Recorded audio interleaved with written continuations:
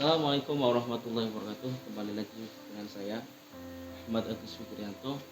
Kali ini saya ditemani kedatangan tamu dari Garut. Itu teman saya, namanya Siva Narisun Tulung. Terus siapa namanya? Lupa. Sudah lama nggak ketemu masih itu. Lupa. Jangan nama lengkap atau Oh, nama. nama Ya ini bisa aja. bisa dipanggil Siva. Nah gitu aja. Siva gitu. atau Risa. Nah ya. iya gitu aja. Tapi saya biasa manggilnya Risa. Beliau ini mahasiswa UPI. Dia masuk dengan jalur beasiswa dari full dari semester 1 sampai lulus, dia mendapatkan beasiswa. Nah, kali ini saya mau tanya-tanya gimana. Sebelumnya saya pengen tahu dulu nih kabarnya beliau dari Garut. Gimana kabarnya Mbak Risa? Alhamdulillah baik. Alhamdulillah. Ya selalu baik dan berusaha untuk selalu baik. Ya, baik. Di sana musim apa Garut? Musim selain musim hujan, musim nikah mungkin ya. Oh, musim.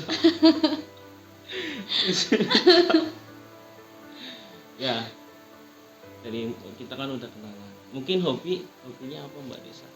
Untuk belakangan ini saya mempunyai hobi baru, yaitu merevisi proposal yang sedang saya susun. Terus hobinya apa ya, nonton YouTube paling. Nonton YouTube. Mungkin langsung saja guys, kita nanya-nanya gimana sih awal Mbak Risa atau biasa disebut Risa ini masuk ke UPI, kenapa dia milih Universitas UPI. Dulu saya juga sempat mendaftarkan diri pengen beasiswa itu, tapi saya sadar diri guys karena kemampuan otak saya. Mungkin kita bisa tanyakan langsung gimana awalnya Mbak Risa. Nah, izin menjawab ya. Bismillahirrahmanirrahim. Mohon maaf jika kedepannya ada salah-salah kata, karena saya juga masih belajar untuk menata bahasa dengan baik sampai detik ini gitu. Jadi awal pertama pengen masuk UPI itu kepikiran dari SMP. Kenapa SMP? Karena dari SD saya mempunyai cita-cita untuk menjadi guru. Wah, Ya, luar biasa. saya mempunyai cita-cita untuk menjadi guru, dan guru-guru saya di SMP itu alumni UPI semua kebetulan. Jadi termotivasi dari sana pengen ke UPI karena ngerasa kalau jebolan UPI itu hebat-hebat lah dalam bidang pendidikan seperti itu. Nah, pas SMA kan dari SMP nih. SMP udah ngebayangin pengen ke UPI, gimana caranya masuk ke UPI dan gimana caranya untuk bebas biaya atau nggak berbayar gitu. Karena kan gimana ya, jika berbicara tentang ekonomi keluarga gitu, kita nggak pernah bisa memilih dilahirkan dari rahim orang tua yang seperti apa gitu kan. Kebetulan saya adalah orang yang terlahir dari keluarga ekonomi rendah gitu, jadi ekonomi ke bawah.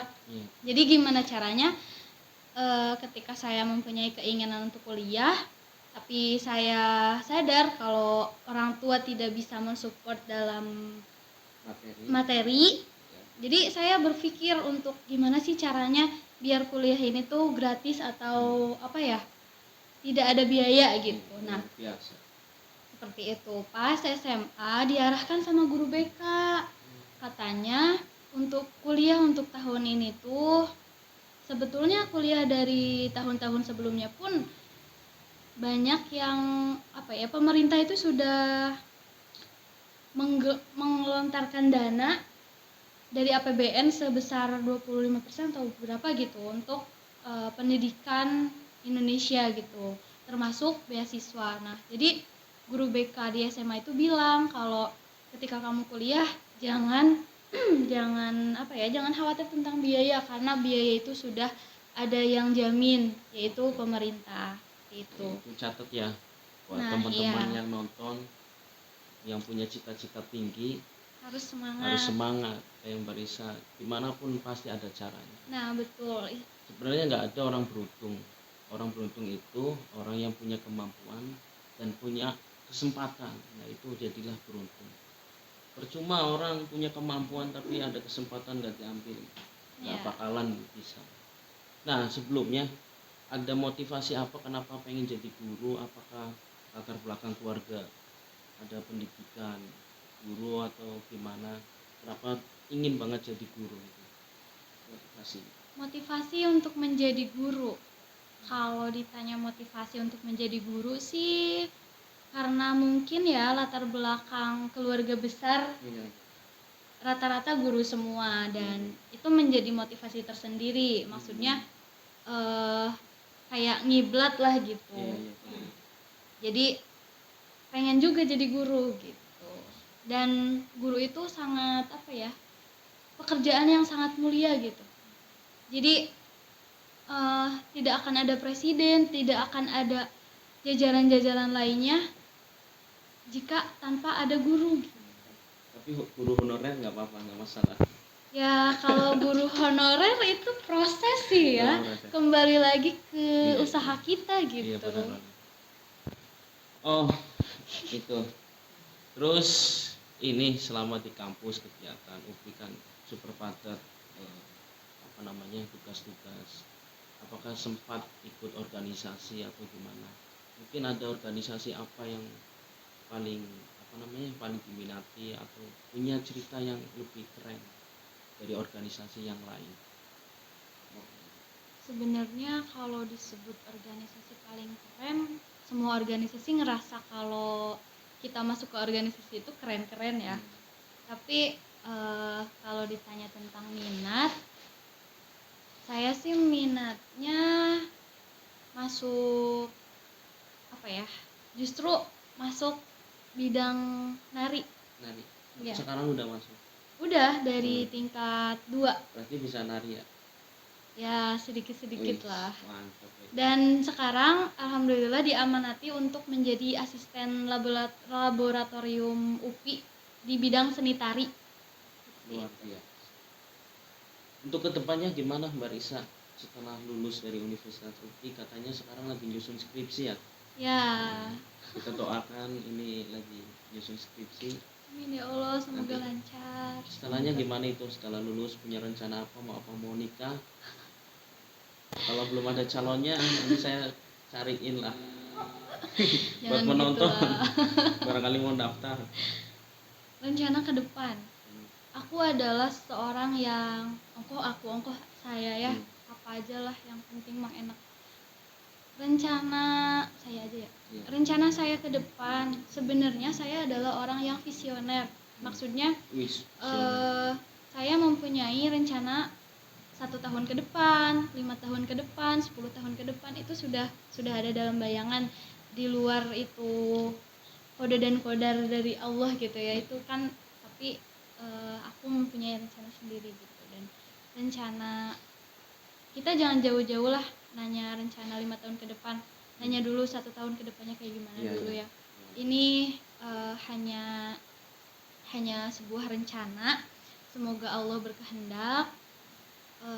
Kan sekarang lagi nyusun skripsi dan alhamdulillah lah mau cepet-cepet sidang gitu, karena sama dosen juga disuruh untuk cepet-cepet lulus. Soalnya beasiswa yang saya